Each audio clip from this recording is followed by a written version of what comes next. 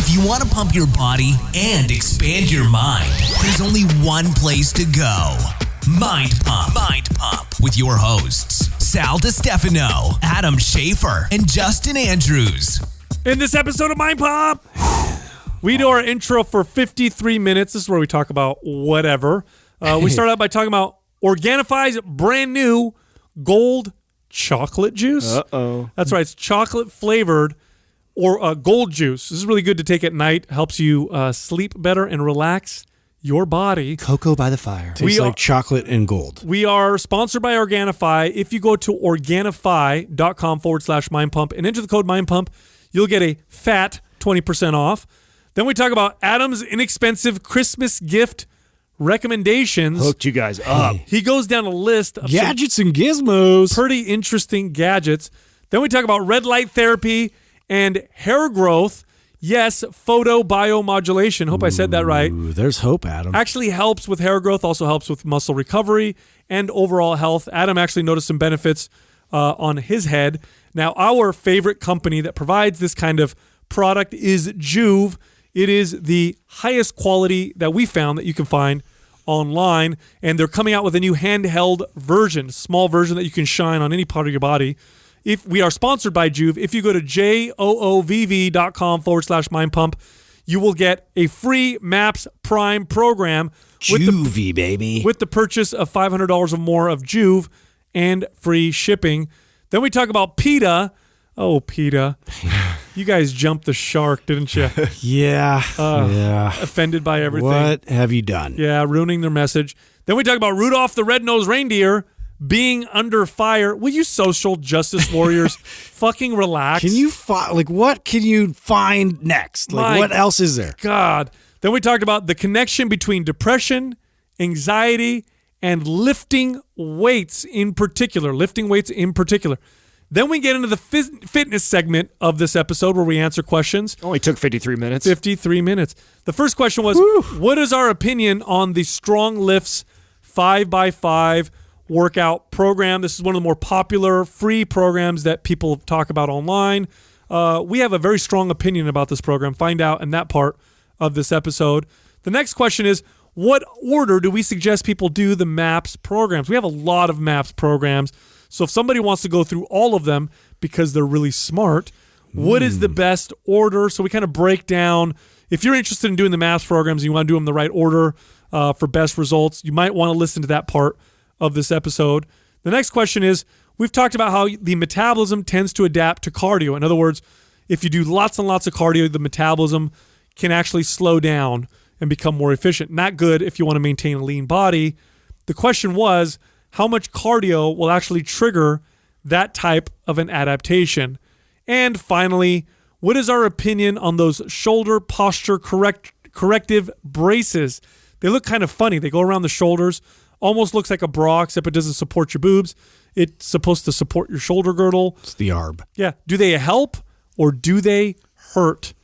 Also, all month long in the month of December, you can enroll in any MAPS fitness program, any of them, either the bodybuilding ones like MAPS Aesthetic or MAPS Split, the metabolism boosting muscle building ones like MAPS Anabolic, the functional training ones like MAPS Performance, any of them, and you will get 1 year of access for free to our private forum. Now that's a $100 value. Our forum is one of our most valued things that we offer. In our forum, you have personal trainers, doctors, chiropractors. You have Dr. Jordan Shallow, Dr. Ruscio, Dr. Justin Brink. And then, of course, most special of all, you have people like Adam, Justin, myself, and Doug in there answering questions. Thanks. It's free for a year if you enroll in any MAPS program this month only. If you want to find out which MAPS program is best for you, go to mapsfitnessproducts.com. What are you looking at, Adam? It's the new Organifi drink. You have a new flavor? The gold chocolate? Yeah, it's the gold chocolate. I think it just came out. Jackie sent it over to me. Chocolatey gold. I'm trying to see if it's the same. It looks like it's the same formula as the gold It's got juice. the turmeric, the reishi, the turkey tail. Okay, yeah. So it is the same, but it's a different flavor. So this is their winter. It's a new winter flavor. that they're doing, and it's a chocolate flavor. They need to send us samples immediately. It looks like a picture of it looks like hot cocoa. It makes me want to sit by the. It's a tea, but it has like a chocolate aftertaste. Tea, chocolate, we need samples chocolate. immedially. Yeah, I like the. How can they beat the regular gold juice? I flavor? know that's the interesting. I know. But this looks like gives like a hot cocoa look. Makes me want to sit by the Christmas tree and sip hot cocoa. Easy for you to say. Yeah. Did you get or not? Did you get your tree yet? Huh? Yeah. Did I not show it to you guys? No. You did? You got it? Yeah, I got my cancer tree. I just got it. What do you mean cancer? Oh, you flocked it? Yeah, I flocked the fuck out of it. Why? You flocked? We like it flocked. Oh, yeah. Did you buy it flocked or did you flock it yourself? No, I bought it. You got to flock the fuck out of it. I'm not asking for cancer. You know what I'm saying?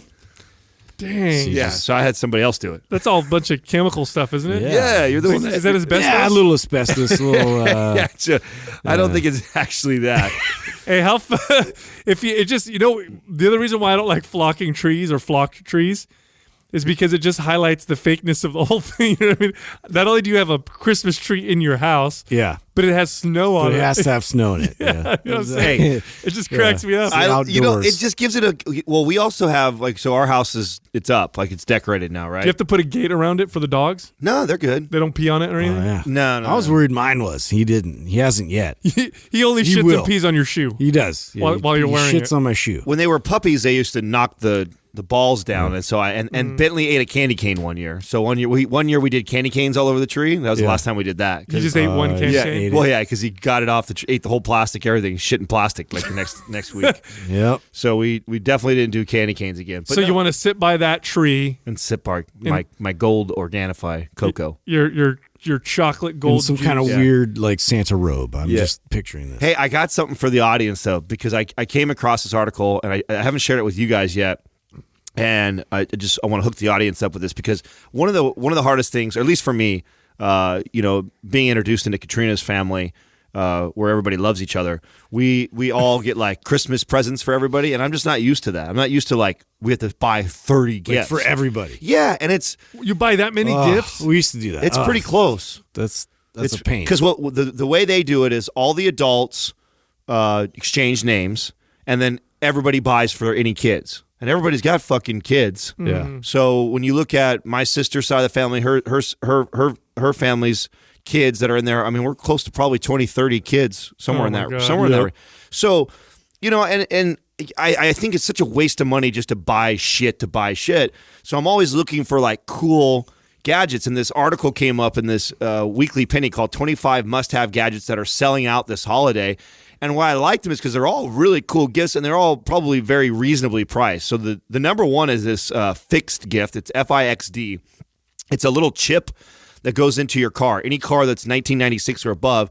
And basically, it's like a real-time diagnostic of your car. So if anything goes wrong, you know how the maintenance light comes on, you take it in, and they're like, oh, it's the flux capacitor, and they charge you $1,000. No more of that bullshit. It tells you exactly if it's a fuse or something gone down or what like that. So it's a chip. Yeah. The only problem with this is I didn't even know that we had a chip. Where do you plug that in? Well, no, it comes with that. It'll tell you your model, whatever model you have. It'll tell you where you insert it into that car, and every car. As long as you have a 1996 model or above, it works for every vehicle. And real quick, dad joke. My dad got me really good one year. He has an Acura, and he goes, "Hey, I put a chip in my car." I'm like, "What?" And he opens up the hood, and he had a corn chip. Yeah, he had a Dorito. Oh my god! Oh god! Wow! Just reminded me. Yeah. So it was an epic. Anyway. Yeah, that's the number one. He thought of that and actually put a chip in there. Yeah, he did. Wow. So good. That's a lot. He really. That's a lot of effort. A lot of setup. A lot of effort for a dad joke. I remember it to this day. You do. Yeah, it's memorable. Number two is a photo stick. So this just makes backing up photos really quick. It's like a USB port, and it automatically, as soon as you plug it into a computer, it finds. So instead of having to open a folder and do all that shit, it automatically finds where the photos are and gets it automatically. Wow, you could steal people's photos so easy with that. Right? Yeah. They leave the room, poop, poop. Ooh, yes. This one was cool. Oh, good idea, Sal. Give the gift of free TV, cut the cord, save a bundle. There's this company called Skylink Antenna. You hook it in. The antenna is simple to install, and you can receive up to 100 high definition stations for free. Whoa. This sounds a little sketchy. Hold on a second. This is like when you like cut a cable line, you just sort of like splice it and like put it to your house. It's called Skylink. So you plug it in, you get free TV. Yes, up to 100 high def channels. There's got to be some bullshit to that. I got too many big trees. Why? We've just advanced antennas. We had antennas when we were kids. It's just a better antenna that's picking up these. Yeah, but what are these channels? What are you going to watch? Like I want to see what this thing TV? looks like. What is it? Like huge? Like no, not at all. Like a spaceship on your Doug roof? can pull it up. It's called Skylink antenna, and it gets up to 100 high def channels, depending on your area. But I'm assuming some people get 100. Some people get. It's not that thing. That's I was going to say it looks like. Right there. That's it right there. That's it, dude. Oh, that's not bad. No, that's weird. I want to look up the reviews on that thing. It's cheap. I know all the gifts I'm rattling. It's like $20. I'm hooking everybody up right now. These are all like under $100. You know, so these are great gifts for like the. I feel like the TV channels you'll get will be like Iraqi news. You know what I mean? Today's national crappy It'll stuff. be like all infomercials. Yeah. Yep. What's the next one? Next one is number 4 is the Vizor VIZR. Amazing heads-up display, makes GPS fun. It's just like GPS, like a clear thing that goes on your dash. It's a cool gadget. If you have a family member that's into like gadgets, this is a cool thing. So it shows the map on your. It has like a virtual look to it. Oh, thank you, Doug. What? Yeah. I could see. That would work for me because I get lost even with GPS. It's like augmented reality. Whoa! Could you put spaceships on it? Stupid. All right, go ahead. Next one. That's really cool. Number 5, KeySmart, the ultimate keychain. These have been around forever. It's just like it has the ultimate, like all the little. It's like a Swiss Army knife of like gadgets for like USB ports, plugs in, all these different things called KeySmart. Cool. That's another gadget thing if you got a family member. Now this was interesting. It's called Dodow, DODOW, and it's an awesome sleep thing. Now this sends out soothing blue light that gently pulses, helping ease your brain into sleep mode. So it pulses it's like blue light therapy in your bedroom. I thought blue light was bad for you. Yeah, I got blockers. Yeah, well, I got to. It sounds like the opposite of what you would want. It's DODOW. He's got it up there right now. Oh, he got it. Yeah, there you go. There you go. Interesting. Yeah, I thought that was just throwing counter information out there. Science-based guiding breathing techniques. Okay. So I'm going to skip 7 and 8 because I think they're stupid because they're like insoles for shoes and sock gadgets. These are. I'm only going to hook people up with I think ones that are cool. That are cool, yeah. I have to talk about this one even though because this company actually reached out to us and wanted to advertise and I actually kind of told them to fly a kite and it looks like they're blowing up. Neck hammock. And it's for people that have like stiff necks. Oh, I've seen this. Yes, the guy reached out. That's legit. Why didn't you? You should have had him send us because a it's sample. crutching a fucking. It's crutching it's shit you need to fix. No, I think it helps provide traction for your neck, right? Okay, you know what that means? Yeah, I know what that means. Yeah. Well, I don't know. You said what? No, I'm saying what like that you actually think that it's a good idea. Isn't that the thing? Maybe I'm thinking of the wrong thing. Well, this Let me look at the picture of it. Oh, you just rest like your chin in it? Oh, no, this is good for traction. Or your head. So sometimes when people have compressed discs or whatever, discs, did I say something else? This helps create. I think he did. I want to rewind that. Yeah. This will create a little bit of traction, which will alleviate some of the pain. But then if you combine this with exercise, it may be a good thing to use. Okay, so why have don't them you send us a sample? Well, yeah, no, they wanted to come on the show and they wanted to sponsor us, and I told them to fly a kite. Oh, dang. Yeah. All right. Yeah, why don't you speak up then? Okay. Number 10. I am. Adam's a tough one. Yeah, I am a tough sale.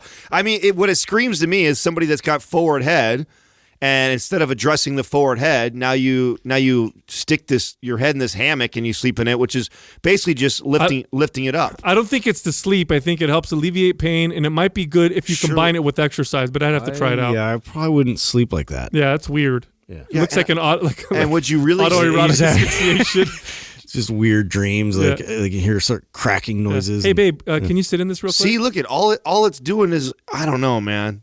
I don't know. Interesting. I'm not sold. You might be sold on it, but I'm not sold on it. All okay, right. so number 10. It's gravitational forces. Eco Green charcoal bags. This was interesting right here. The magic of activated charcoal continues to amaze even scientists. Discover new ways to use already proven purifying power.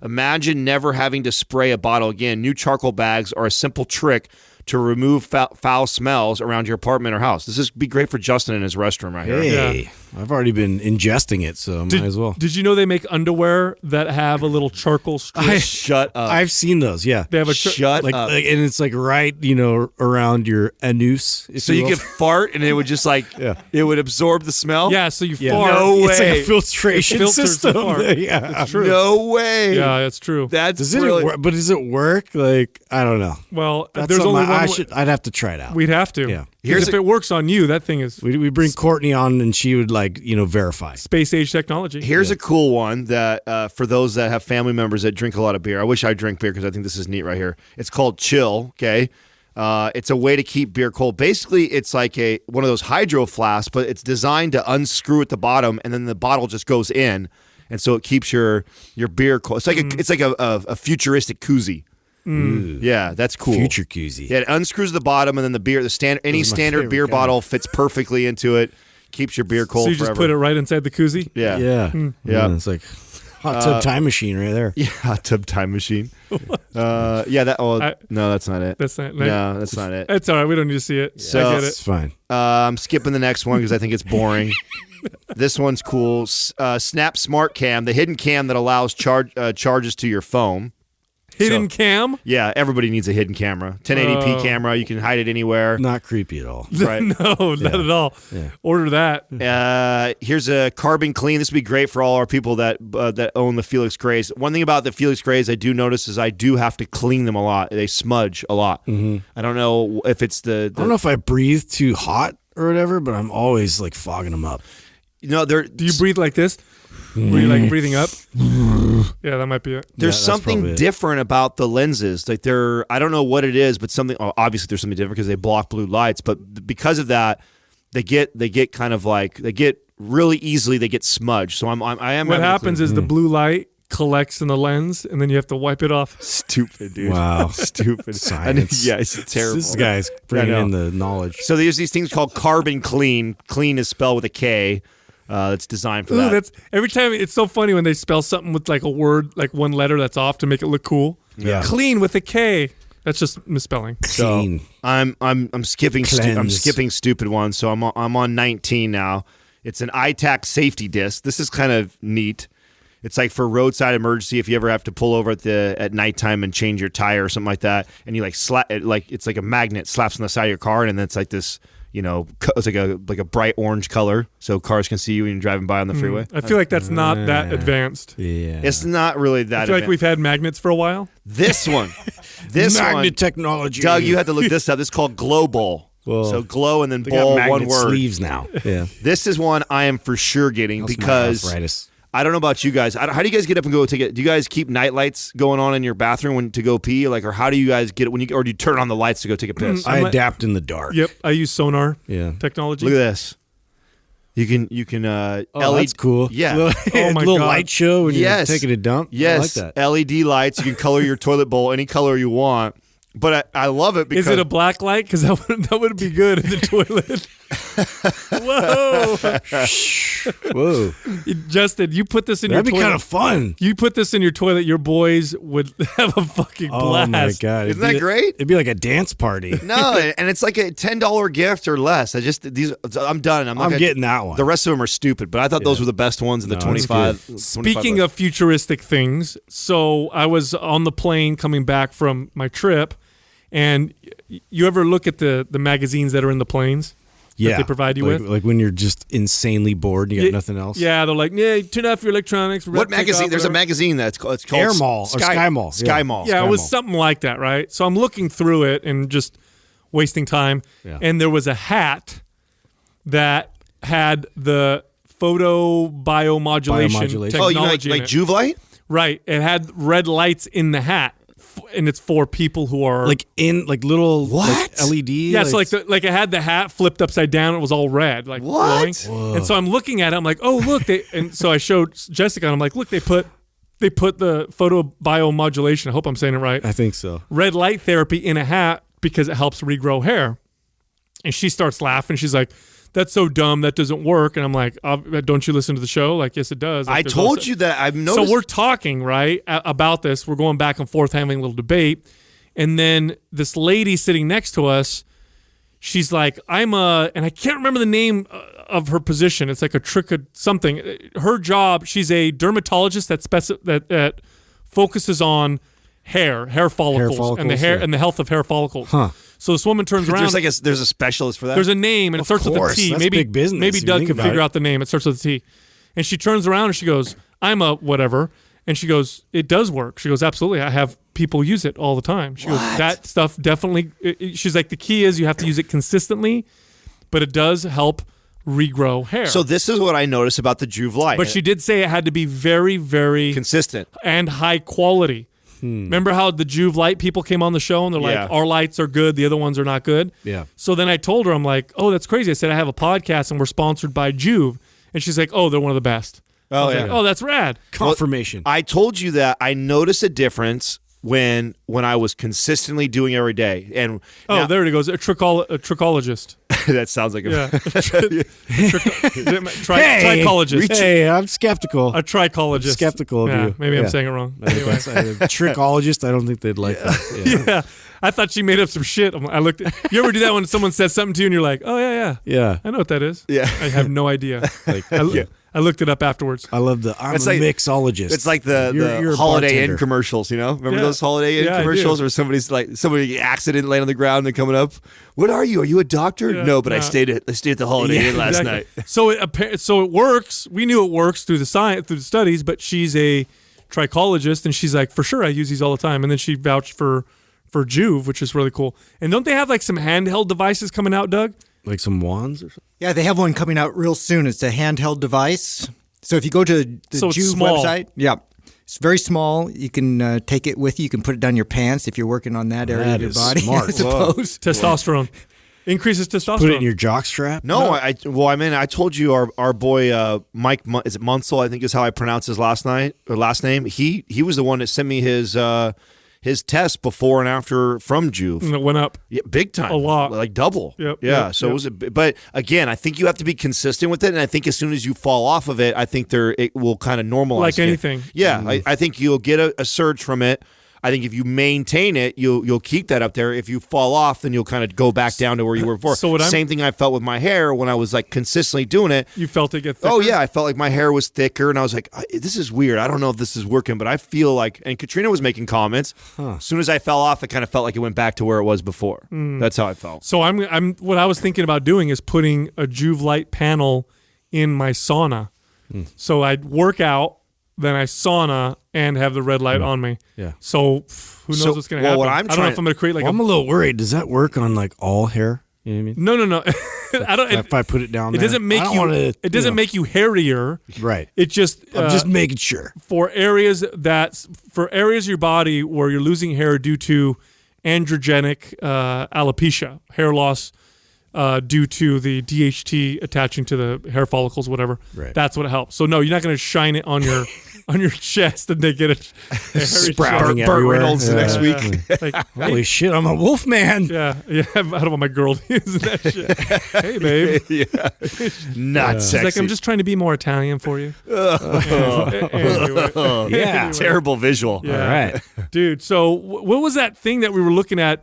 You said you wanted to bring it up on Yeah, the I show. saw something that was kind of like it was amusing but also alarming in that so I guess there was all this backlash with PETA, and they put out some information out there as far as like they were trying to come at certain idioms, so certain ways like sayings like you're beating a dead horse, or Bring home the bacon. Bring home the bacon, or kill two birds with one stone, and they're trying to replace it with terminology, to enforce like different ideas and not be like, have like this undertone of being cruel to animals. And so anyway, the internet went crazy with this. Well, the reason why they went crazy, because I read this too, is that they were comparing terms like "bring home the bacon" to racist yes, that's where racism. dude, and that's where people just lost their shit. Yeah, You they're like, know, no, I'm sorry. Bringing home the bacon. Is not the homophobia and like racism, and then they're doing all this like comparison and My favorite was the meme that Sal posted a couple days ago with the chicken between the two gay guys. Yeah, and they were trying to make it look like like it was like it's the like chicken between that was what a terrible what a terrible ad. You know what I'm saying? You're trying to I think the message they were trying to say was that eating the meat would kill your sex drive, right? Yeah. But it just looks like two gay guys fucked a chicken. That's what it looked like. I'm like, wow, this escalated. Yeah. See right there, PETA says phrases like "bring home the bacon" are comparable to racism and homophobia. No, dude. You know what the problem is? We're turning into a bunch of pussies. They're watering down real issues. Yeah, by putting information out like that. Yeah, I got one for you. PETA jumped the shark. Yes. So you know what? they did. Let me tell you, if PETA's listening right now, we got to rephrase that, Sal. Yeah. What is it? Jump the fuck. I don't know. Jump the rock. Jump the chair. I'm going to give some advice to PETA right now. And first off, PETA, if you're listening. I understand. Yeah, I'm sure PETA loves Mind Pump. They listen to us all the time. I understand that you view harming animals at the same level as harming humans, and so I understand the empathy and all that stuff that you guys extend to animals. I get that, and I understand what you're trying to do to the world because you're trying to save animals. Because again, you believe it's completely immoral. But here's my advice to you. My advice is change your tactics. Yeah. Because when you attack these things like this, what you do is you trivialize issues that a lot of people can get behind. For example, most people can get behind not being cruel to animals. Most people can get behind changing, mass-produced meats, or at least the way that they're produced and the way animals are treated. Right. But when you addressing that as an issue. Yeah, when you say stuff like "bring home the bacon," it's just like racism. Nobody wants to fucking listen to you anymore. No. And this actually highlights what's happening with the rest of society. You see this with feminists will use this. You'll see this with calling everything racist. You'll see it trivializes the real issues, and then nobody wants to listen anymore. Now you're not effective. Like you're making a joke out of yourself. It's fragmented the entire process. So like it's just like, where does it end? Like there's always something that you can sort of bring up that you don't agree with. The only people that are going to agree with this are people who are hardcore bought in already. If you're trying to change the minds of people who may be on the fence as to whether or not they can eat meat or not, this isn't going to fucking do it. Definitely jump the shit. This is going to make them go, yeah, you're being silly. What's the Rudolph thing?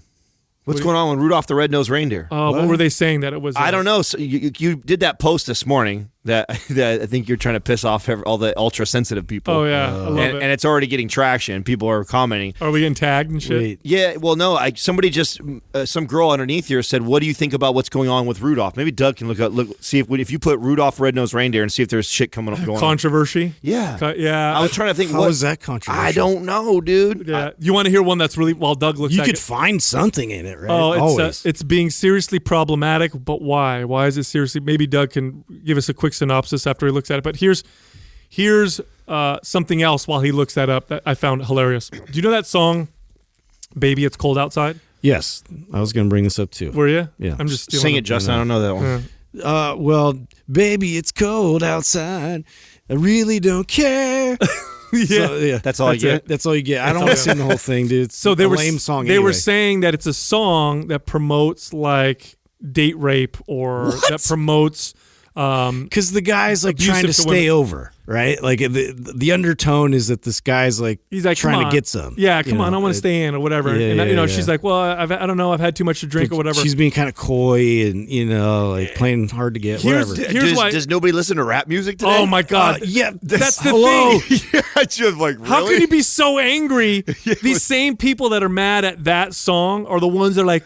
Beyonce to the is windows, the best. to the walls, Yeah. skeet. Yeah. Really? Yeah. Nah, that one's good. Yeah, It's got a good tone. Jay-Z's I such like a the nice- beat. Oh God! Yeah. It's like that's what I'm saying. Like, okay, fine, you may have something that you're fighting for, but nobody wants to listen to you anymore because now you're just being silly. You know what? This is what we get for having some good times the last 5-10 years. You know what I'm saying? It's exactly what you for the last 50 years. Right now, Yeah. it's fucking time weak problems. Weak men are coming. Yeah, Dude, we totally brushed over this though. I'm sorry. I have to read these because like some of these like terms they wanted you to replace for those like sayings. Like, so kill 2 birds with 1 stone, feed 2 birds with 1 scone. That's what they would. It gets better, dude. Hold on, real Be quick. the guinea pig. Wait, Hold on, we gotta break that down. I know, I want to go through all of them. We gotta break it down. Okay. First of all, the saying "kill 2 birds with 1 stone." It's extremely difficult to kill 1 bird with a stone, let alone 2. Right. So it's a very difficult thing to do. The odds are against you. Easy to feed 2 birds with 1 scone. Yeah. Throw a scone on the ground. Pretty much, yeah. I'll feed You're 10 of them. guaranteed Not that's to going to mention, happen. birds shouldn't be eating scones. That's right, PETA. What are you trying to do? Make Ooh. Oh, Doug. Ooh. Yeah. Yeah. That's flawed. Okay, here we go. Be the guinea pig. Be the test tube.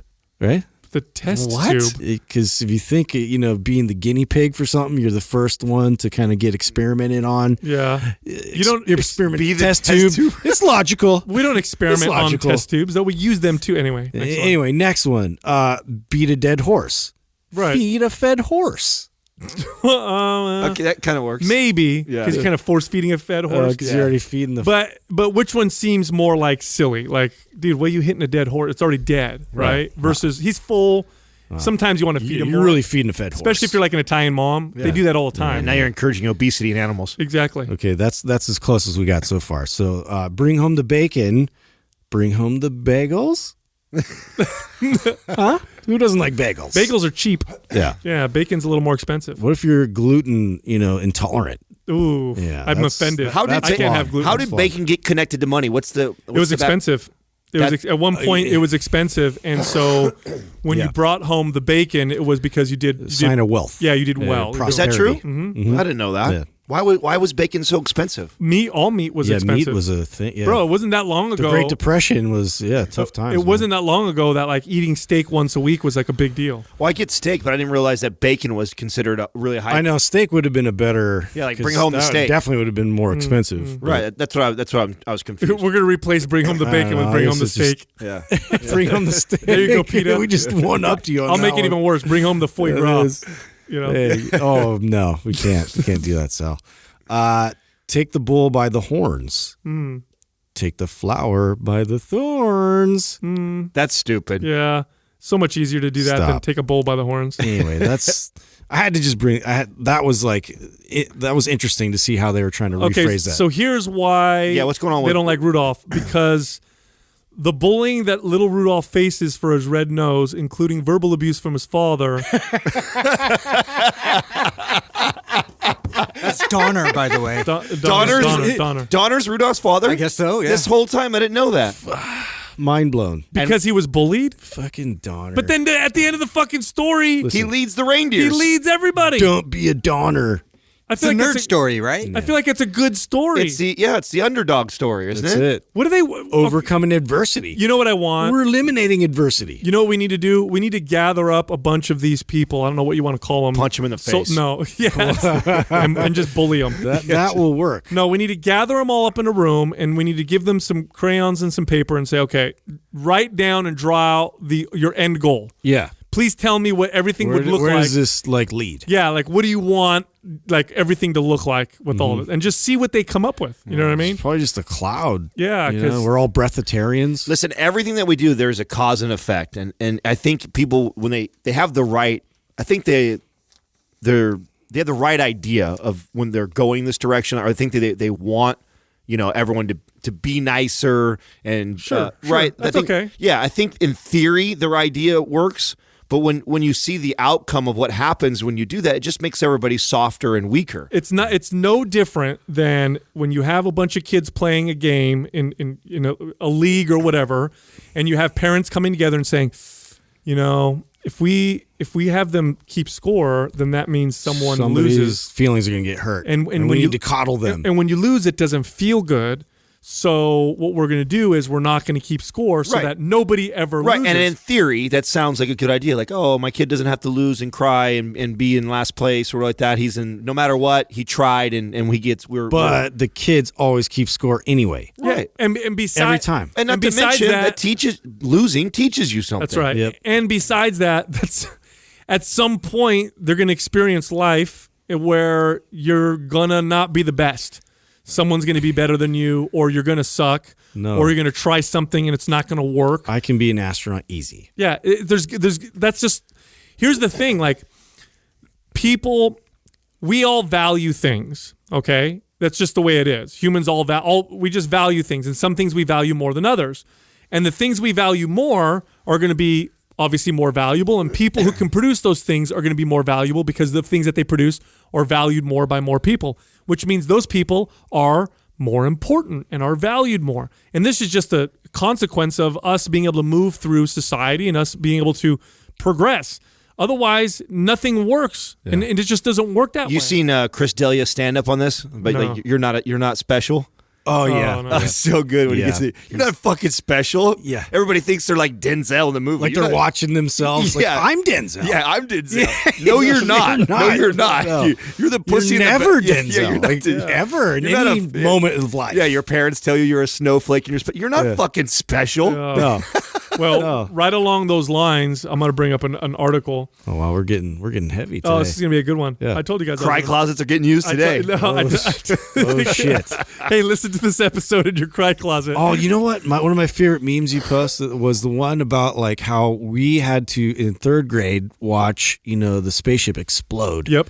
And then it gave us like a moment of silence and then right back to it. Yeah, we didn't go home. We didn't go home. Yeah, cry. a lot of people don't realize, was that 1984, was it? When the spaceship Challenger literally... Like horrific. Yeah, Like, look I remember at that look at the vividly. date. So for the people who aren't familiar, they literally, all the public schools gather up the children. They wheeled in the TV. Remember when they used to wheel the TV in on a big platform, whatever? They wheeled it in. They plugged it in. This was a big deal for public schools because there was a public school teacher on that shuttle. Yes. And so they made it a big deal. Like, oh my God, it's going to be the first teacher Right. that goes to space, 1986.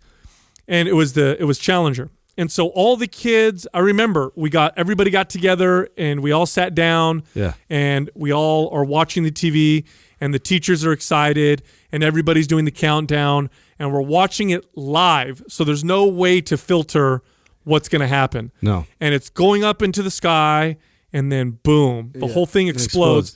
And I'm, 1986, how old am I? I'm 7 years old. So what grade is that? Second grade, maybe? Second Yeah. or third grade? And I think second or third the grade, teachers were horrified. I remember this. Do you yeah. remember I what was happened? horrified. Yeah, I started crying. Yeah, Man. teacher, you did? Yeah, I think so. After that, yeah, I did.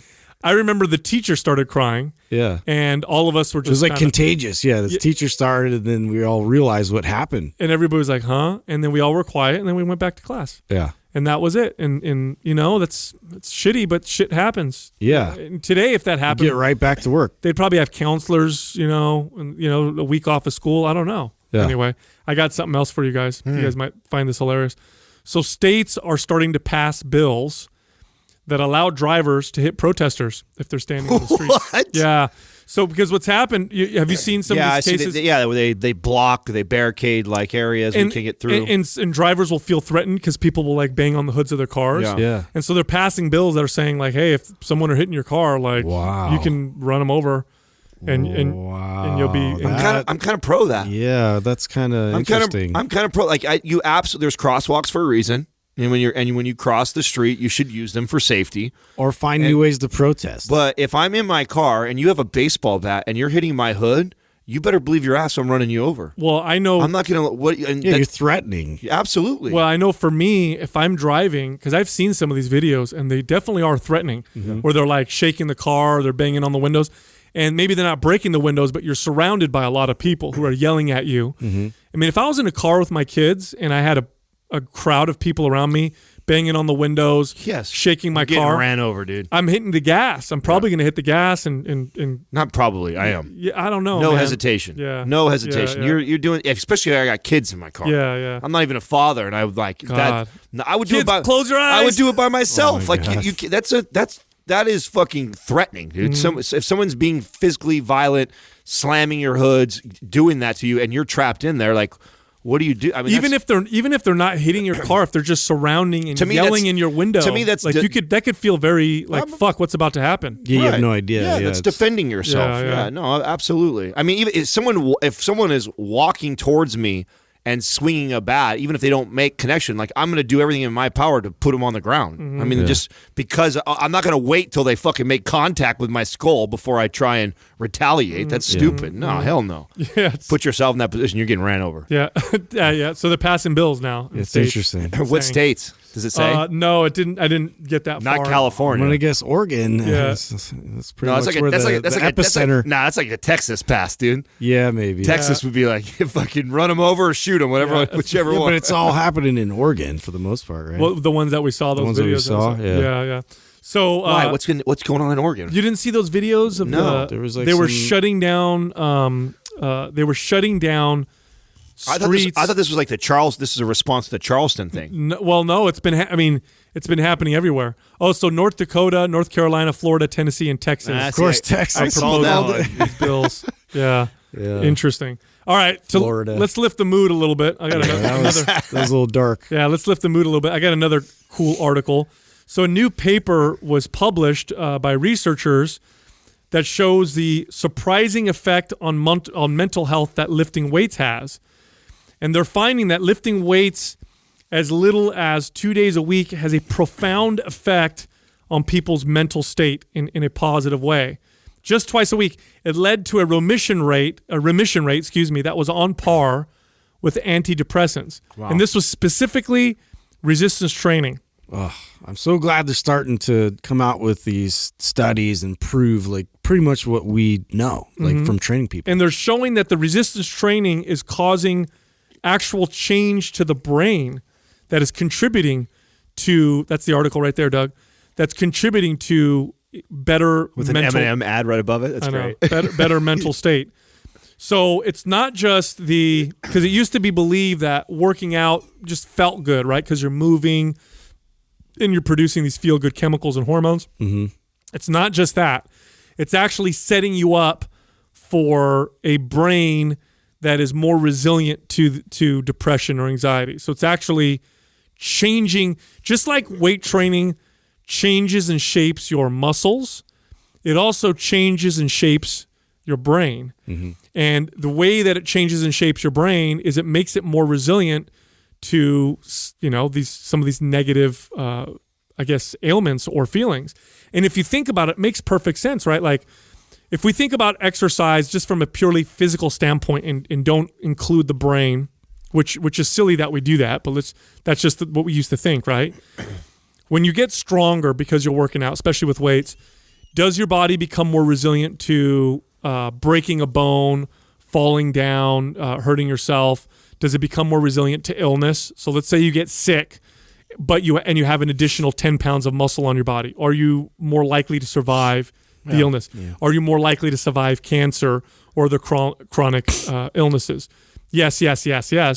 Well, it's very true for the brain as well. And so, I think this is phenomenal. Yeah. It's so awesome that this kind of stuff is getting mainstream, because for so long now, resistance training or weight training has been viewed at as just this, it's just this, what narcissistic thing. What percentage of the population is actually resistance training? Can you look that up, Doug? I'd be interested. I remember consistently. Period. I think I remember when I first came on the 24-hour fitness, 17 years or more ago, and they used to give this stat, and it was like only 4% of the population back then. It was really, really low, and I know every year after that it's been on the rise. So it'd be interesting to see what percentage of society actually lifts weights. Is it?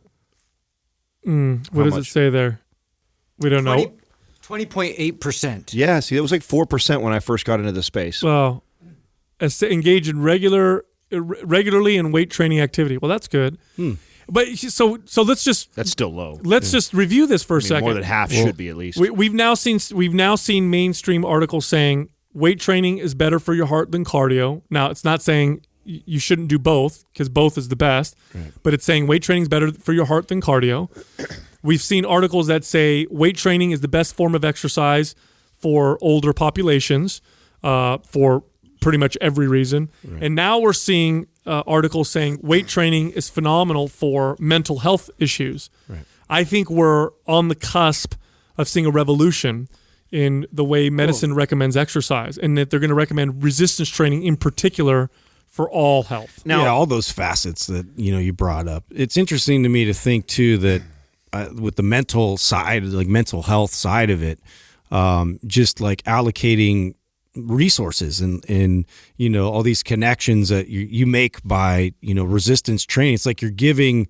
It doesn't like it's not like this continual sort of feedback that you're getting by not utilizing. Do you think that it energy. matters? Do you think it really matters? What? How? Like, do you think that people are going to, because all the science is supporting it, because we're going to start seeing more and more doctors recommend it, do you really think it's going to have that large of an impact on the population that more and more people are going to start doing it? Do you really think so? I do, 100%. Absolutely. Because it still because doctors for years have been saying eat less food. Yeah, but we're not adhering to that, but that's not the and right. It takes less effort to refrain from doing something to actually make the effort to go somewhere and to do work. But eat less food isn't the right message. We know that. I know, but it's been a message that has been given out for a very long time. But it's the wrong message. You get an obese person comes in, they sit with a doctor. I don't think one doctor has never said back to that person, stop eating fucking food or lay off the food or eat less food. I guarantee that's always been in their prescription. And how many of them adhere to it? No, I know that, but I think that's the wrong message, and that's far more complex and difficult. You think that's more complex than telling someone to go to the gym and lift weights? Yep, I think it's easier for people to say, "Hey, you should do some kind of resistance training at least a couple days a week." I think eat less food. First off, is the wrong message. We know this. You tell someone to eat less food without teaching them which foods make them want to eat more. I agree, but it's not about whether it's a good message or a bad message. It's the people adhering to it is what my argument. Trends definitely catch wave and definitely grow people's awareness and increase people's participation. Cigarette smoking, for example, that's a big trend that reversed.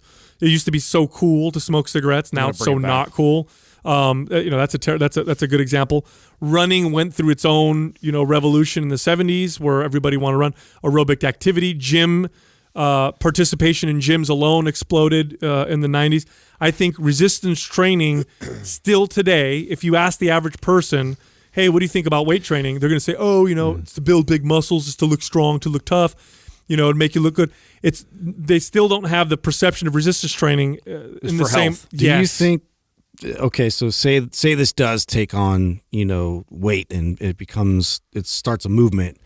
Do you see that message getting distorted at all by like machines and it being all about like sure, yeah, because ease of access, right? Sure, definitely. There's got to be a way. That's my argument is that people are fucking lazy by nature. Bottom line, if you're too lazy to not shove a burger and fries in your face, what makes me think that you're going to take the action to go to the gym and exercise? I mean, at least personally for me, it's easier for me to make a choice during the day when I want a burgers and fries and I go, fuck, I've sat on my ass all day long. I haven't exercised. Today's not the day for me to do this. I'm not going to do it. It's easier for me to do that than it is to get up off my ass after work at 5 or 6 o'clock, go to the gym and go exercise and lift weights. Yeah, I still think that problem still exists. You know what, though? This is something interesting that no matter what, I agree it's good, right? Yeah. But I question, will it be as significant as you think it's going to be as far as people starting to get more? I mean, I think it's going to take time, and it's going to open up the conversation, and it's going to make the conversation different. It's going to take really influential people to, like buy into it. Well, think about it this way. How many people have tried working out I'm not resistance training, the traditional way that people will try working out, which is do cardio, go running, get on cardio machine type of stuff. What percentage have tried doing that for 3 months out of their life, right? It's a pretty significant percentage. Not everybody, but a lot of people have tried. Now, imagine if instead of them trying those forms of exercise, if everybody tried 3 months of good traditional resistance training, I think a larger percentage of them would have stuck to it because of the results that resistance training provides versus what you see from cardio. You know what I'm saying? I feel like, because I know me, when I would work with people with resistance training, if I got them for 3 months, I got them for a long time. Because after about 3 months, you start to see and feel the benefit. I think it's a better selling point. I also think the message needs to be different, though. If doctors are saying go lift weights to lose weight, it's not going to work. I think if people say lift weights a couple days a week because it improves your health, makes you move better, these types of things, then it might be a little bit better. Because if you sell exercise for weight loss, it's a bad way to sell exercise alone is a terrible way to lose weight. We know that. You got to have the diet. But I think if we sell it differently, maybe it's going to be a little bit different. I don't know. It's a big problem. For me, the exciting thing is I think resistance training is finally going to make it mainstream. It's finally going to become this that's the way you exercise. Yeah, see, I don't know. I think sometimes we're in our own little bubble, and we think that way. I think most people, the average American, looks at exercise, whether it be running or lifting weights, as more work. And most Americans feel like they work already a ton, and to put more work in, regardless of its benefit. I don't think there's a person in this world, no matter what the message is, that if you ask them, do you think that lifting weights is good and healthy for you, would say no. I think they all would say yes. Now, more and more science is supporting how much better it is for you, but I think the average American fucking knows. I think they know that lifting weights would be good for me. I don't think anybody goes like, oh, lifting weights, that would be bad. So I don't think that this is going to be as revolutionary as you think it's going to be. I think it's good information. I think it's going to get rid of some bad information. I think hopefully the people that were exercising, there's going to be more people that were running that make a decision to probably go lift weights instead of that. But those are the same people that are making effort and trying already. Is it going to impact the 80% of the other 80% of the population that doesn't do shit? I don't know. I don't know. There is some evidence that shows that trends seem to be going the other direction. Parents seem to be more aware of the types of foods that they feed their kids. People are talking about the lack of activity now in a different way than they used to. But I don't know. I definitely think it's going to become a trend.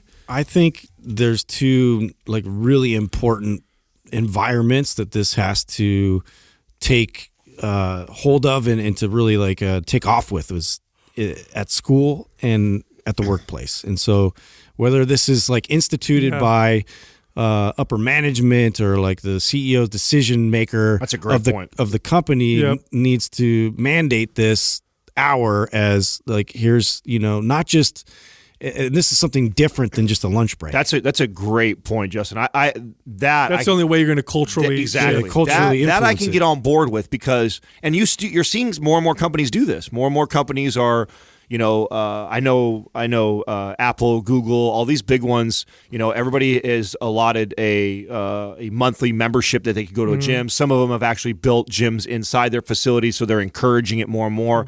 I think the future is that it becomes mandated, or a part of, I think when companies get scheduled in there. Yeah, I mean, and here's the thing though. Look, we don't even do it. We're a fitness company. Yeah. I think it would be very wise it would behoove us to have this morning ritual with our staff and contractors that all work with us, where, hey, we meet at the Mind Pump studio at 8 a.m. and we all get a lift in. And I think that would be this super positive thing that we'd see benefits. The recommendations, and sometimes the companies will pay for fitness programs and stuff like that. The recommendations are typically based on the current accepted science. So right now you may get, go do this aerobics class, or go do this. I think as more and more news like this comes out with resistance training, and they're showing that it's more beneficial, once insurance companies see that this actually may save money, then we may see that, move more in that direction. For me, what's exciting is the conversation is changing around resistance training. It wasn't that long ago that resistance training, even now when you talk about lifting weights and you bring it up in an office, what do people picture? Yeah. Bodybuilders and people with big biceps. And they don't picture it's for my health. It's not in the same category as other forms of exercise that people consider just for health. So that's what excites me. Now here's the drawback. 100%. Here's the weakness with resistance training. It's more complex. Right. Resistance training, it's not easy like getting on a piece of cardio. No. And we in general as humans tend to gravitate towards easier. Yep. Less effort. Yeah. And now new science supports, hey, taking more time, more effort is better for you. Will we gravitate towards that? I don't know, man. Yeah. I don't know.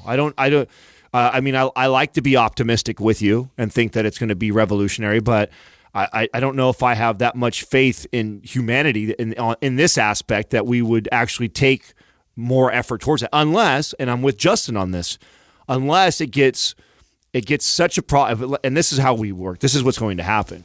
When the stats that everyone's been saying for the last 10 years really starts happening, where the kids start dying off before the parents, and obesity is just rampant, and our health care is fucking upside down, and we're a fucking mess, and all these kids are really out of control, to the point where we mandate exercise as a part of the education, and now kids are being taught strength training at a very young age, and it becomes part of their education. God, that would be the absolute best thing ever. Yes, it would. And now that would be revolutionary. That would change a culture. Imagine if they did that. Imagine if for schools they taught weight training. Yeah, what if we had a class for weight training? Why wouldn't? In my opinion, that would be just like English, math, history, any other subject, all through school. Yep. Like from K1 all the way up. And all you do is you teach like 4 or 5 really basic concepts. You just progress it, just like you do in any other subject. You know what I'm saying? When they're an advanced level, when they're in first grade, you're not doing barbell squats with them. In first grade, you're just teaching them activity and movement and flexibility and mobility, a little basic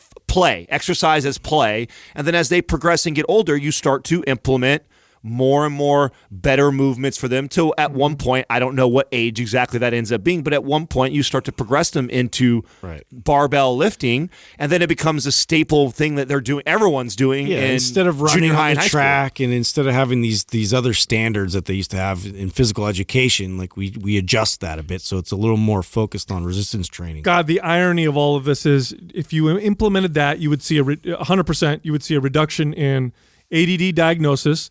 You'd see scores go up on tests and grades. You see kids behave better, quote unquote, better in classrooms because they're moving and they're active.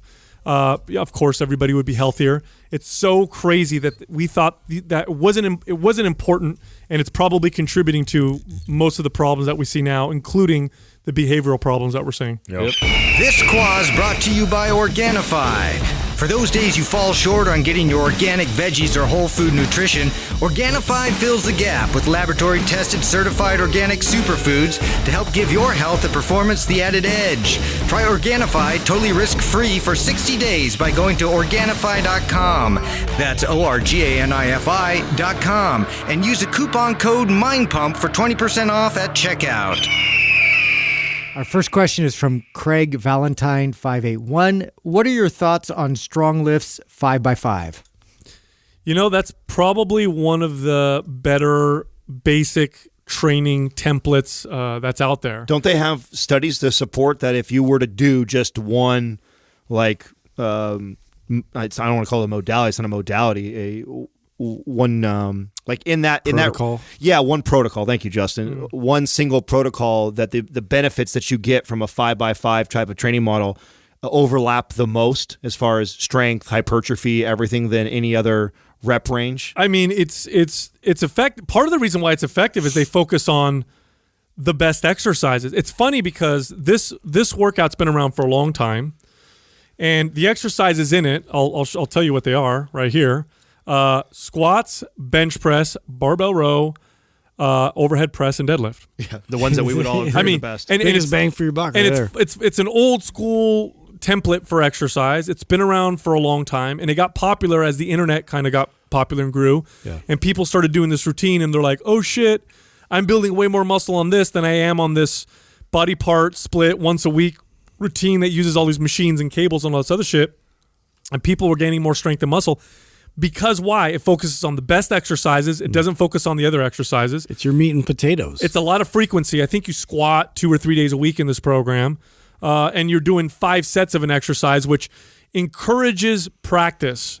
So if you're going into a workout and you're doing 5 sets of squats and you have to do 5 reps, what tends to happen is you don't really start to fatigue until you get to the last couple sets. So the first few sets are you're practicing your squats. You're kind of the things that we preach all the time. Mm-hmm. And you know, if you want to take it to the next level of a routine that's similar but far more MAPS anabolic programmed, it'd be MAPS anabolic. Right. You did something like MAPS anabolic, you'd get much better results because there's a lot more, programming. Well, because you get all the perks of what you're talking about right there, as far as the exercise choice, the strength blocks, and then we've also included the other two phases. Which, so you're right. I think that, and I tell people this I get this DM a lot. Like, what do you guys think of 5x5? It's like, well, many of the positive benefits that are in MAPS Anabolic are based off of a 5x5 type of training protocol. Yeah, it's a 3-day-a-week kind of full body type routine. That's how it's kind of broke down.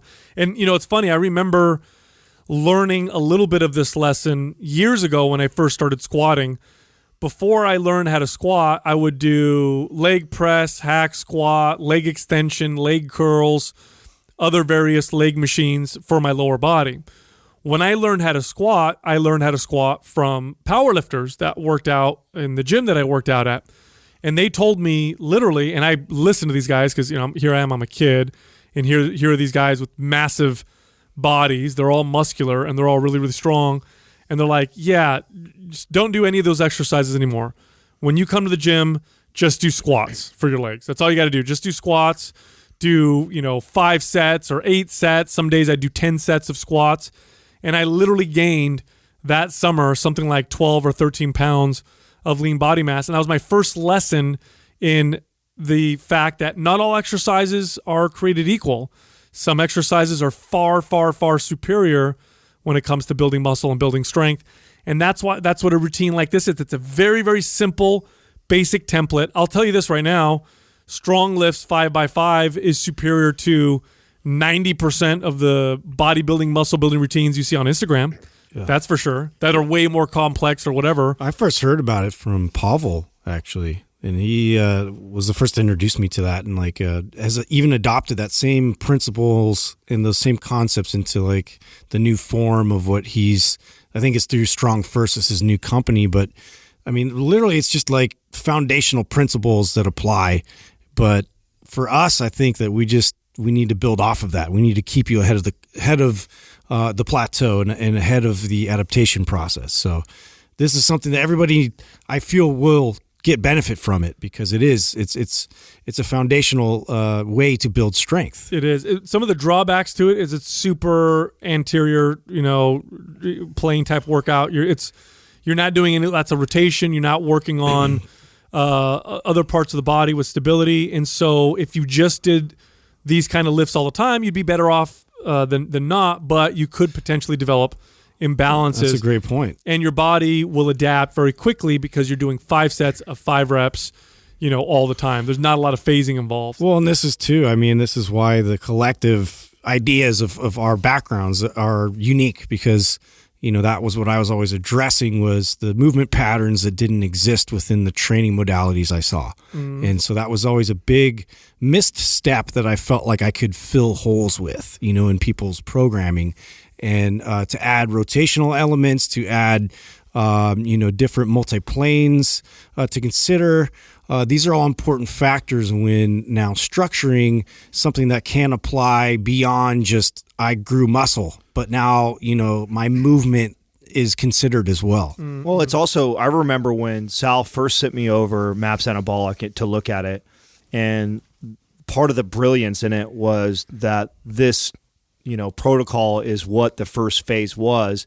And I remember at that time, I was putting that together with my own clientele base, realizing that this is something that most people neglect, because there's so many studies around 8 to 12 rep range being the best rep range for building muscle. Like, that's widely known, that if we take people, all the same people, and we measure them just for 4 weeks and we say, what is the best for hypertrophy? Oh, we find out that it's this 8 to 12 rep range. And so that information has been perpetuated in the fitness industry, and now everybody gets stuck in that.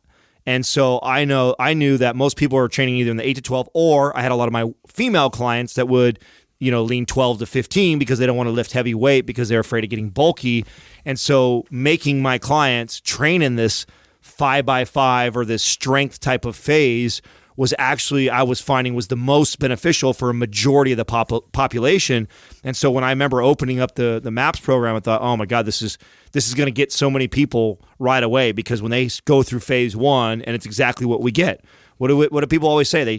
They purchase MAPS Anabolic, and then they're blown away. Yeah, pit and PRs. Oh, blown away. They're blown away by it. And it's not that, it's magical, and there's nothing so special about the exercises that are in there. It's that they're the 5 best exercises that you should be doing are included in that routine. It makes you train in a strength phase, which a majority of people tend to neglect unless you're a strength athlete. And so we see these people just explode and see incredible results from it. But like you guys are saying, the biggest knock that I have is the same knock that I have for any protocol, which is getting stuck in a protocol. I mean, that is the brilliance behind MAPS, is that every one of the programs that we've created includes 2 to 3 to 4 phases in it. And that's the idea, is that no matter how awesome or amazing a protocol is, the importance of phasing in and out of it so that you don't get the drawbacks of staying in it for a very long time. And the common ones with 5x5, and I know this from my experience, not only with myself, but clients, is this is where the aches and pains tend to happen a lot. Oh, yeah. Right? Joints start to get all achy and stuff because you're lifting heavy weights and you've been doing that for months on end, and that's normally the first signs of you've been in this phase too long. Yeah, I mean, if you're doing a routine like this and you've been doing it for 3-4 months, just changing the exercises even will start to get your body to progress again. I mean, an important point that needs to be made is, if your nutrition is adequate, so it doesn't have to be perfect, but if it's adequate and your sleep is adequate and you're otherwise healthy, the right exercise stimulus will get any body to change. Okay, let me say that again. The right exercise stimulus will get any body to change. That's a fact. So consider that. If everything's adequate, and you're doing kind of good, and you're otherwise healthy, and you're working out, and you're not progressing, you're not getting stronger. Your endurance isn't going up. You don't find yourself improving. You don't find yourself building more muscle or maybe burning a little bit of body fat. Look at your workout. Your body, it's just not sending the right signal. And it could be that you're completely adapted and that signal has lost its luster. When you first send a new adaptation signal with a workout to your body, when it's the right one, it's a very loud and bright signal. And the body looks at it and says, hey, we need to change. Let's do these things. Let's get stronger. Let's build muscle. Let's burn body fat. If you continue to send that signal over and over again, your body essentially gets used to it. And that signal becomes less loud, more and more dim. And then over time, it just becomes enough to maintain. And sometimes, if you really stay hard-headed with it, you can even start to regress because that signal is no longer even loud enough to maintain what you've built. So it's extremely important to understand that you need to change things to get your body to change. But truth be told, I tell you what, I could pull 90% of the workouts on the internet, 90% of the workouts that Instagram fitness models and celebrities promote. It's a basic, 4 exercise program like StongLifts will beat them. It'll honestly beat them. Yeah. And again, our MAPS programs is based on some of these principles of not only simplicity, but then of course in the complexity and how you program that simplicity to keep the body progressing. But this is there's very few programs that people will say to me, hey, what do you think of this workout? And I'll reply and be like, oh, that's a pretty good one. Yeah. There's this one, Starting Strength is another one where people say, hey, what do you think of that? Like, it's a good workout. It's a good program. Conjugate method. Yeah. And then some of the, the powerlifting type routines for powerlifters. Type, yeah, those are really, really good. They tend to be good, like Westside Barbell's got a routine. Even Lane Norton has a decent program for programming. But again, if you look at it and compare it to these other, jump on a box and kick your leg this way and do all this crazy shit, you look at, oh, this looks so simple. But it actually works.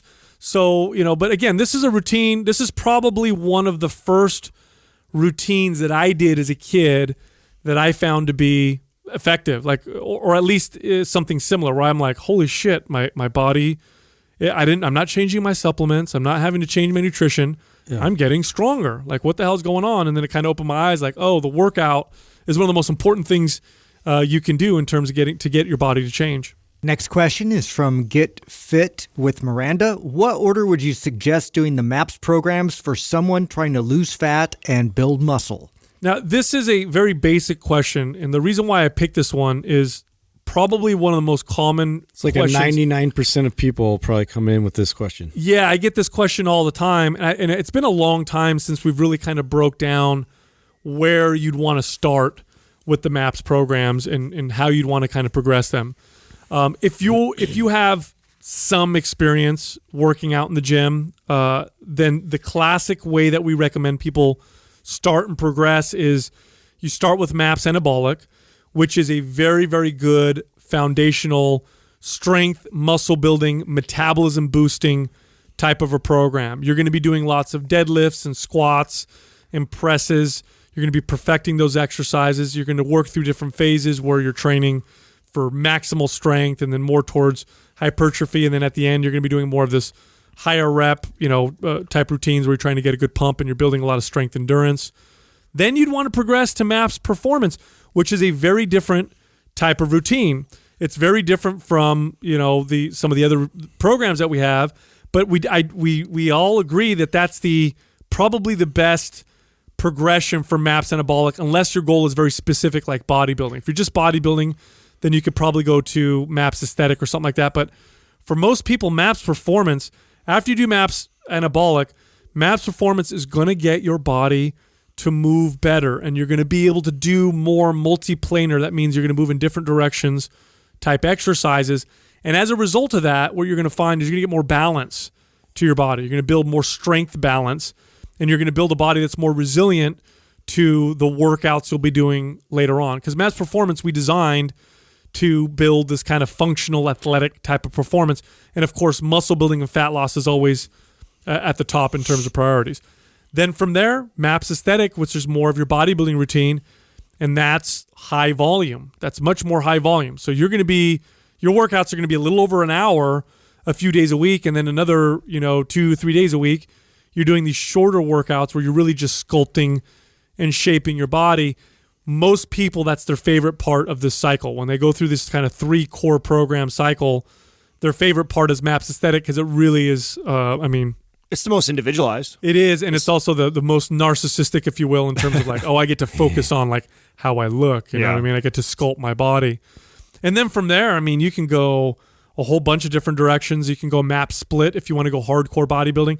Personally, there's the sleeper program out there. Strong. MAPS Strong. Yeah. That is a lot of fun. Doug recently did MAPS Strong, and I saw his body change with MAPS Strong more than I'd seen in a long time with that program.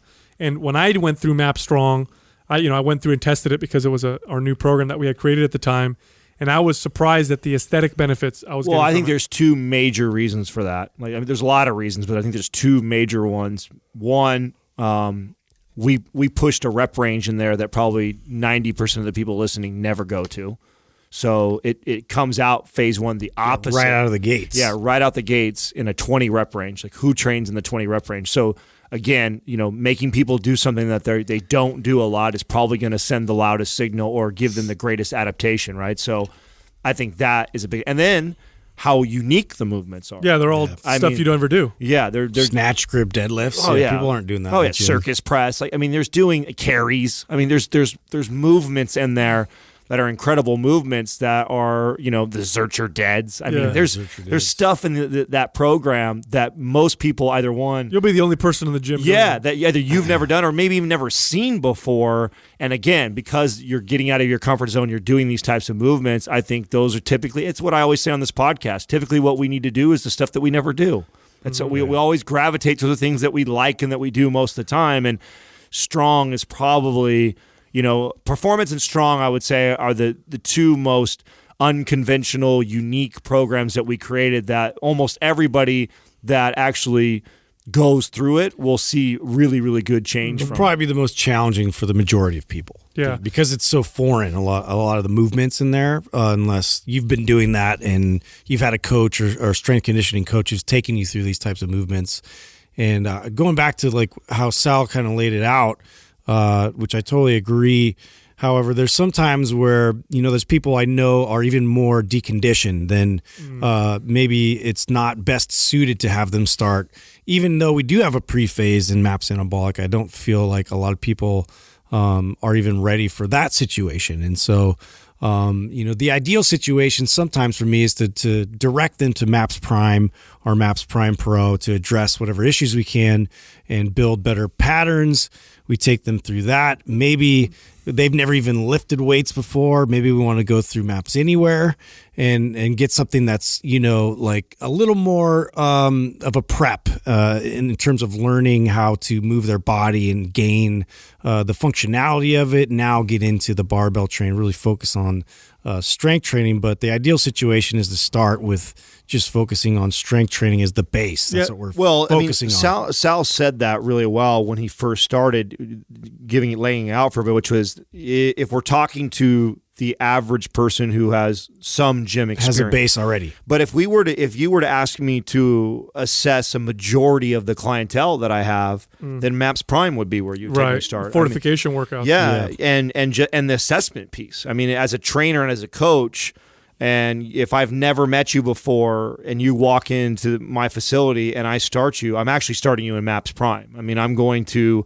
assess I'm going to go through the 3 zones. I'm going to assess your movement, and then I'm going to build into whatever program or direction from that. So I'm definitely going to take you through Prime and try an individual. And this is what we always encourage all people to do through all of our programs is no one by any means is saying that this program is for these people 100% of all the time. No, you guys need to learn to individualize all of the programs for yourself, and the way you do that is through MAPS Prime, is through going through the assessment process, seeing where there is dysfunction, since almost everybody has it, seeing where your specific dysfunction or breakdown is in your body, and then not only addressing it, but then also learning to incorporate it into any and all MAPS programs that you go through in the future. I think it's good with Prime as being the focal point for that, is because of the fact that we made it's so easy to assess that individually. Like I can assess, I can't do this movement, and I've gone through the protocol, and I've gone through the fortification sessions, and I'm still having like pains or difficulty gaining that mobility. So I really need to now, dive deeper. And that's where Prime Pro you would go. Or if these address those movement patterns and you've gotten better and you've regained functionality with that, now we move forward. Yeah, I think, it's when you look at a lot of programs that are designed online, it looks like someone sat down and said, I want to make like a really hard fun workout. That's kind of what the idea is. Yeah. When we create our programs, we're coming from a personal training standpoint. Okay. We need to make programs that will work for this type of person. So what is this going to kind of look like? And then our goal with designing these programs is to give someone an option to try something different, but also work for their body all the time. Like, we do know that it's good to throw different routines and different programs at your body.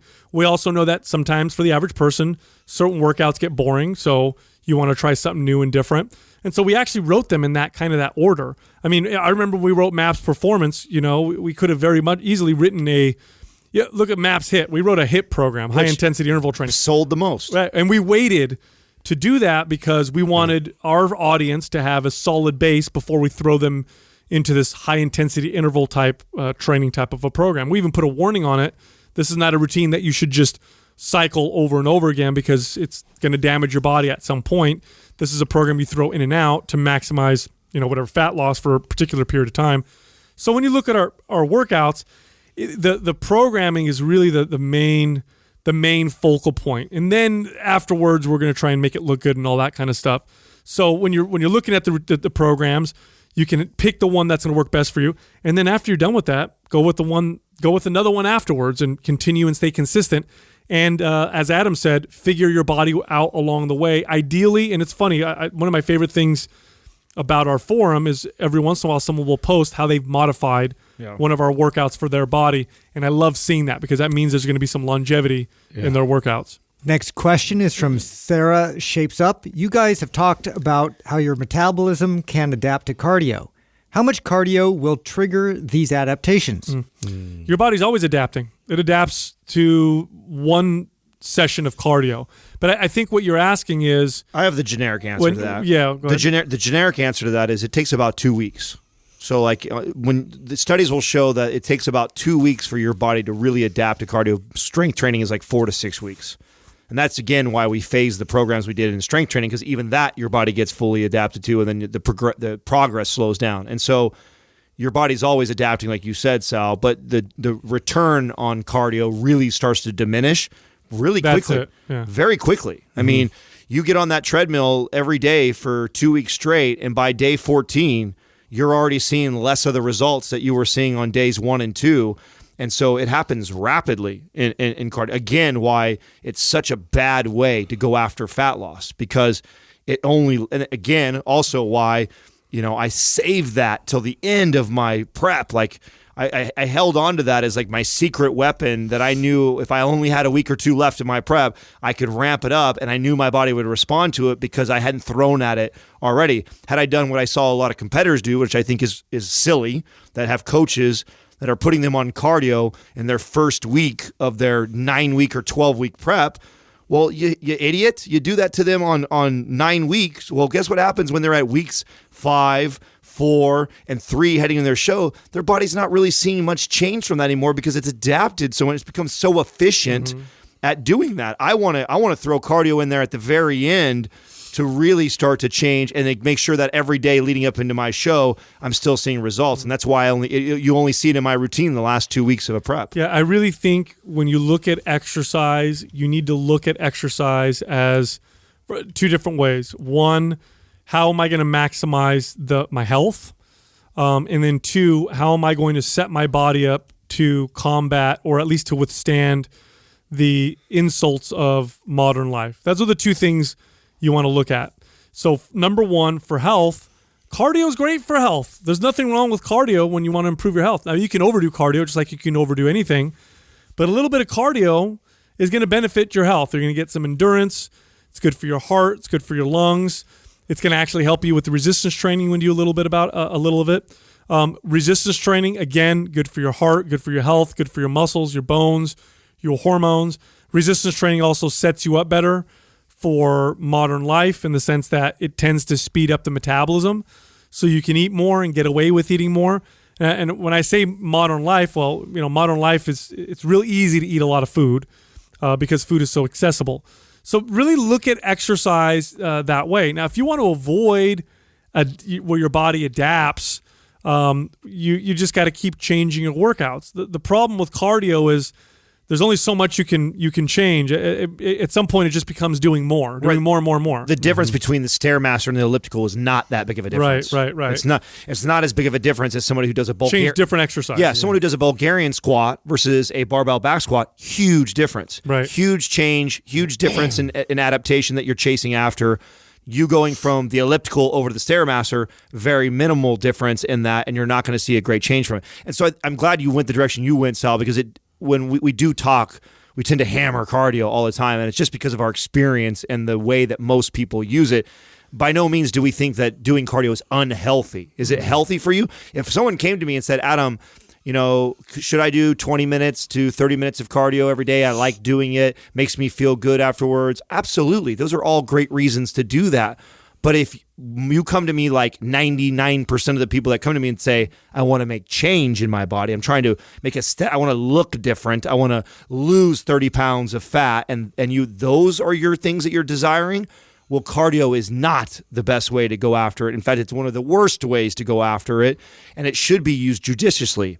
But if you're just trying to be a healthy person, yes, absolutely. Doing 20 minutes to an hour of cardio every day at a moderate to low intensity, I think is a very healthy regimen to have in there, but it's not a great strategy for fat loss or getting in great shape. Yeah, I mean, the variables that you have available to you with resistance training are so many, and the variables can change the stimulus so much that I can really circumvent my body plateauing with resistance training much, much easier than I can with cardio. Like we were saying earlier. I remember people would do that in the gym. They'd come in and today they do the elliptical and then tomorrow they do the bike, or sometimes they do it all in the same workout. I like to do 20 minutes on the bike, 20 minutes on the treadmill, 20 minutes on the elliptical. It's all cardio. Yeah. Like it's all cardiovascular exercise. It's very, very little different. I mean, you're getting more variation and a little bit more of the circumventing adaptation than someone who just sticks to one piece of cardio, but not that much more, just a little bit more, which is entirely different with resistance training, where I can change the exercise and it almost completely change the stimulus. I can change the rep range, I can change the rest period, and it completely change it. But I don't want people to be afraid of cardio. Again, we've hammered on it so much. Really, it's relying on cardio to lose weight and keep weight off, and it's also just doing a whole bunch of it. Like if you have an hour If you go to the gym and you have 1 hour to spend in the gym, approximately 15 minutes should be devoted to cardio. 45 minutes should be devoted to resistance training. That's the ratio of time spent doing those activities for the vast majority of people. Unless your goal is like maximum endurance, that's pretty much it. So consider that. Again, the vast majority of your time should be spent on resistance training, and then a smaller percentage should be devoted to cardio. Next question is from Axehandle 5606. What do you guys think of those shoulder posture corrective braces for someone that sits for long periods of time having to read or use a computer? Awful. Yeah, these things are You're crutching an issue. Yeah, I mean, as far as for awareness is concerned, like putting that on and knowing where your posture should lie and what that feels like, that would probably be the only value I see in just like as an example, right? I could make that argument. But that's me. I could do the same thing as a coach, placing them in that position and literally like having my hands kind of guide them into that retracted position. But yeah, as far as like having that as a continual feedback, I don't really see a use for that in terms of them owning it and intrinsically understanding that's where they need to be. Yeah, the problems with these things is somebody who has, let's say, forward shoulder, which is just like it sounds, the shoulders roll forward, and they sit at their desk and they notice here's the common ones, like my neck will start to feel tight. Because what happens when your shoulders are forward, the muscles that pull the shoulders back and down are weak. And so other muscles try to stabilize your shoulder girdle, and that tends to be some of the muscles that attach up at the neck. So people are like, oh my God, I have this neck tension and shoulder pain. So then they put one of these braces on, and basically it's like a reverse bra, like squeezes your shoulders back and it locks into place, and you put it on. And then you'll sit at your desk and be like, whoa, my neck doesn't hurt anymore. It's an ARB. Yeah, I feel, say what? It's an ARB. Oh, bra reverse. That's hilarious. It feels so good. Like I put this brace on, and now my shoulders don't hurt anymore. And so then you're trying to argue with them that it's a bad thing. They're like, no. When I use it, feel great. I feel so much better. Here's what's happening. The brace is putting you in a position that muscles are supposed to do, or are supposed to put you in that position. The muscles responsible for that atrophy and weaken even further. So now those muscles get even weaker because you're relying on this brace. And so what'll happen over time when you wear this brace is you're going to need to wear it longer and longer and longer to the point where you're going to have to wake up in the morning, on it. Put it on, and that's it. And you won't have the capability of getting your body into that position. It's the Dr. Scholl's of upper body. Yeah, there you go. It's exactly what it is. It's the same thing that people get shoe inserts because their feet pronate, or they've and the doctor, and that's why I hate that when doctors tell people to do this, to crutch a breakdown that you have because you've lost good connection to your feet. Yeah. And so you then crutch it by inserting something into your shoe, and then to Sal's point, you just weaken it further. And so it's the same exact thing just for the upper body. It's a Dr. Scholl's of the upper body, and like Sal said, yeah, you're going to feel good when you do it initially. Why? It's because you're putting yourself in the alignment you're supposed to be in. But your muscles are supposed to fucking do that. It's the same knock too that I have on a lot of chiropractors. A lot of chiropractors, that you go in, you see your chiropractor. It's temporary relief. Yeah, they pop you into place, and try debating with somebody or try arguing with a client. I mean, this was half of my career I remember spending doing this. That's why it frustrates me, and I'm so passionate about it. Is a client who had seen a chiropractor for years before I even got a hold of them, and trying to tell them that they to stop going to their chiropractor was, yeah, right, kid. You know what I'm saying? Every time I go see my chiropractor, my back feels so lifeline. much right. It feels so much better. Well, that's because he's popped you back into neutral alignment, knucklehead, and you feel good temporarily. But then what happens after a couple weeks? You go right back into feeling like shit again, and then feel like you need to see your chiropractor. No, what's happened is you didn't address the root cause. The root cause is you've got these underactive muscles that aren't firing properly and keeping you into that good alignment. And so then you have this poor posture that's causing stress on your body. And instead of addressing it, you're crutching it by using a tool like this. Look, it's no different than somebody coming up to me and being like, "Hey, my head hurts, all the time," and I observe them during the day, and what they're doing for half the day is they're banging the head against the wall. So what I do is I walk over and I say, some aspirin. No, I walk over to them and say, "Hey, put this helmet on." Yeah. Oh my God, that feels so much better, Sal. My head doesn't hurt as much. Thanks for putting the helmet on. No. Just stop hitting your head against the wall. That's what's going to fix it. So when you wear these devices, it's not only first off, if you put one of these devices on and you notice that you feel a lot better, that you could feel way better than that by strengthening the muscles that put you in that position. And it doesn't take a whole lot. You just got to do certain exercises. Like if you had a program like Prime Pro, you could do certain exercises, practice them 5 to 10 minutes every day. That's it. And over time, that will become your new natural posture. What'll happen if you wear a brace over and over and over again is you'll get some temporary relief, but you'll actually cause your body to develop worse and worse imbalances, and over time you're taking the job of those muscles. Yeah. So therefore, your body's signaling to those muscles that they're not as important, and so therefore, the resources aren't going to make its way there. It's what it reminds me of. A great example. You ever go to like Home Depot and you see the dudes who help people out over there, and they're wearing the back brace. It's like a big weight belt on their body always, and they're like, this protects my lower back. It's weakening their lower back. What they don't realize is the second they take it off, they're fucked. They've increased the risk of injury. Not only that, but what happens by wearing that all the time is you weaken your core so much that after a certain period of time, you're now as stable with this belt on as you were without the belt on before. Right. So now you're finding, oh shit, now my back's hurting again, but I'm still wearing the belt. Like, what's going on here? Right. Now you got to wear it to bed when you have sex and stuff because your back goes out. Yeah. Well, sometimes you go so hard, you got to put the chalk on sometimes your my hands. wife requests it, but I don't know what that means. Yeah. No, but it's a really good point. Another thing it reminds me of is it's funny when I used to work with a physical therapist in my studio. She used to tell me that one of the worst things because she used to work with a lot of elderly patients, one of the worst things for them was when their doctors would recommend that they use a cane or when they would use a walker. And she used to tell me, listen, watch what happens now that they're using a walker. Watch how their posture starts to form around the walker, or their posture starts to form around the cane, and things start, at first they feel better, but that things start to accelerate in a bad way faster and faster and faster because of the things that they're holding on to and they're relying upon.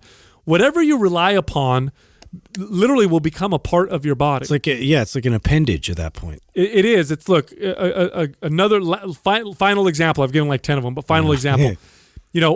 I've worn shoes since the first day I walked. Now I'm at the point now at 39 years old where if I took my shoes off and just walked around barefoot all the time, it fucking would hurt me. Ow! My shoes have become a part of my body. It was funny. I was in Cabo. Oh, I'm so sensitive. And I was walking on the beach, and there were segments of the beach where the sand was more coarse and there were like shells and shit. And I'm like, and it's like, I know why. It's because I took off my appendage, which was my shoe that I live in all the time.